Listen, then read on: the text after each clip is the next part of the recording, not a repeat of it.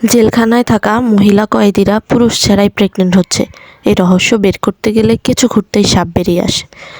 একটা সাধারণ মেয়ে অনুনিতার জীবন জড়িয়ে যায় রাজনৈতিক বেড়াজালে। বিস্তারিত জানতে আমাদের সাথে থাকুন। শেষের টুইস্ট আপনাকে অবাক করে দেবে। বৃষ্টির দিনে জেলের কয়েদিদের সাথে গাড়ি থেকে নামছে অনুনিতা। সে ছিল প্রেগনেন্ট আর তার চেহারায় দেখা যায় আতঙ্ক। ঘটনা বর্তমানে আসে। অনুনিতা ছিল একজন নিউজ প্রেজেন্টার। তার দায়িত্ব পড়ে জেলে থাকা নারায়ণ সান্যালের ইন্টারভিউয়ের। অনুনিতা যখন জেলে যায় তখন তার সামনে একটা কয়েদি এসে পড়ে এবং বলে, দিদি, আমি আমার পেটের বাচ্চাকে মারতে চাই না, আমাকে বাঁচাও। নারায়ণ সান্যালের কাছে গেলে জানতে পারে সে আজকে ইন্টারভিউ দেবে না।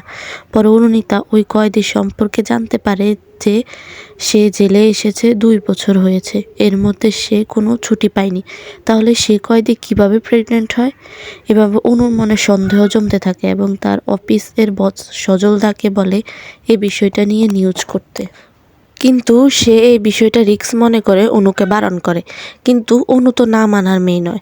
বর্তমানে দেখা যায় কয়েদিদের খাবার দেওয়া হচ্ছে, সেখানে অনুও আসছে খাবার নিতে।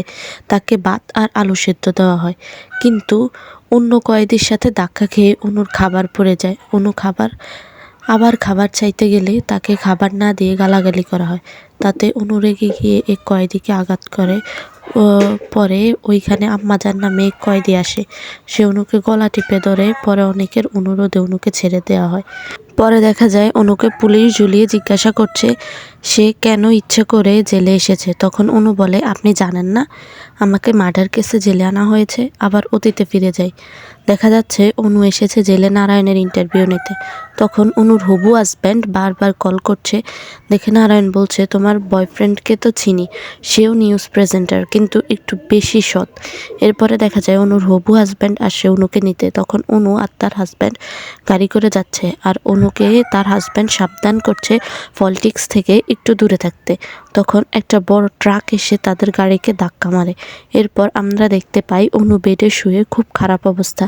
তার পরিবার আসলে অনু জিজ্ঞেস করে অর্ণব কেমন আছে। তখন ডাক্তার বলে অর্ণব কোমায় চলে গেছে। পরে অনু জানতে পারে সে প্রেগনেন্ট। অনুর পরিবার বাচ্চা অ্যাবর্শন করতে বললে অনু মানতে চায় না।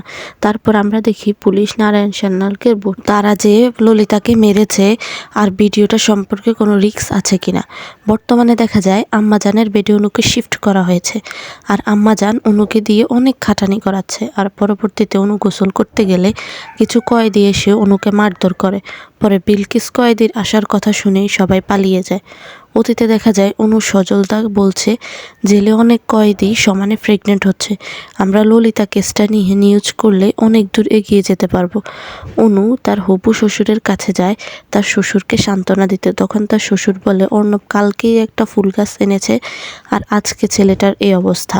রাত্রে অনু শ্বশুর অনুকে কল দিয়ে বলছে অর্ণবের ঘরে কে যেন ঢুকেছে। তখন অনু বলে তুমি থাকো, আমি আসছি পুলিশ নিয়ে। অনু যেতে যেতেই অনু শ্বশুরকে হত্যা করা হয়। অনু পুলিশকে বলে এই খুনের পেছনে নারায়ণ সান্যাল আছে, কিন্তু পুলিশ প্রমাণ ছাড়া কিছুই করে না। তারপর দেখা যায় অর্ণবের সিনিয়র অফিসার সার্থক অনুর সাথে দেখা করতে চায়। তখন সে বলে তার বাসায় রাত্রে আসতে। অনু ওই বাসায় যেতে না যেতে সার্থককেও হত্যা করা হয়। অনু বুঝতে পারে এসব নারায়ণ সান্যাল করাচ্ছে। অনুর হঠাৎ একদিন মনে পড়ে সেদিন অর্ণবের অ্যাক্সিডেন্ট হয়, এর আগের দিন অর্ণব একটা বুলেট টপ আনে।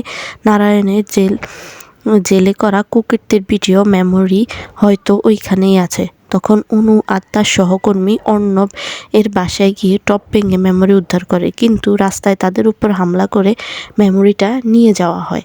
পরের দিন পুলিশ অনুকে গ্রেফতার করে সার্থকের হত্যার দায়ে। আর এই কারণেই বর্তমানে অনু জেলে। এবার বর্তমানে ফিরে আসি। অনু এক কয়েদিকে বিলকিসের সম্পর্কে জিজ্ঞাসা করে। তখন জানতে পারে সে আম্মাজানের বিপরীতে, মানে ভালো কয়েদি। তখন অনু বুদ্ধি খাটিয়ে বিলকিসের সেলে যায় আর বিলকিসের সাথে সব কথা বলে। বিলকিস অনুকে বিশ্বাস করে। অনু বিলকিসের কাছে অনুরোধ করে তাকে যেন জেল থেকে বের করে দেয়। বিলকিস অনুকে জেল থেকে পালাতে সাহায্য করে আর এই নিয়ে আম্মাজান আর বিলকিসের তুমুল মারামারিতে আম্মাজান মারা যায়। ওই রাতে কন্টেনারে করে কিছু মেয়ে কয়েদিদের বন্দরে নিয়ে আসা হচ্ছে। ওদের বের হওয়ার শেষে অনু বের হয়ে আসে। অনুকে দেখে সবাই অবাক হয়ে যায়। অনু গাড়ি থেকে নেমে আসে। আসলে অনুকে এখানে ঢুকতে বিলকিস বেগমই সাহায্য করেছিল। অন্যদিকে নারায়ণ বলে, আমাকে ৫-৭ কনস্টেবল জেলের কুকীর্তি ভিডিও করে টাকার বিনিময়ে বিক্রি করে দেয়, কিন্তু শেষ পর্যন্ত ভিডিওটা আমার হাতেই তো আসলো। তোকে যখন পেয়েছি তোকে ভালো করে দেখে নেই, তারপর না হয় পাচার করব, না হয় তোকে মেরে জলে ভাসিয়ে দেব। সেই মুহূর্তে অনুর শরীর থেকে একটা ক্যামেরা পড়ে যায়। এটা দেখে নারায়ণ অনুর উপর আরও রেগে যায়। অনু বলে, আমি এত বোকা নই। আপনার কেন মনে হলো সব পুলিশরা একরকম? অনু বলে, আমার সাথে তাই হয় যা আমি হতে দেই। অতীতে দেখা যায় অনু ইচ্ছা করেই জেলে আসে, কারণ ওই ভিডিও অনু অর্ণবের বাসায় দেখেছিল। আর ভিডিও চুরি যাওয়ার পর এর সত্যতা প্রমাণ করতেই অনু জেলে ঢুকে। আর সেদিন সার্থকের বাসায় ইচ্ছা করেই অনু ব্যাগ রেখে এসেছিল যাতে পুলিশ তাকে ধরে। অনু বলে, দেখুন আশেপাশে অনেক পুলিশ যারা আপনার বিপক্ষে। আমি এখানে একটা ক্যামেরা নিয়ে আসিনি, আমি নামার সময় ক্যামেরা ফিট করে রেখেছি। আপনার মেয়ে পাচারের কারবার এখানেই শেষ, কারণ এখন পুরো দেশ আমাদের দেখছে। এটা লাইভ টেলিকাস্ট হচ্ছে।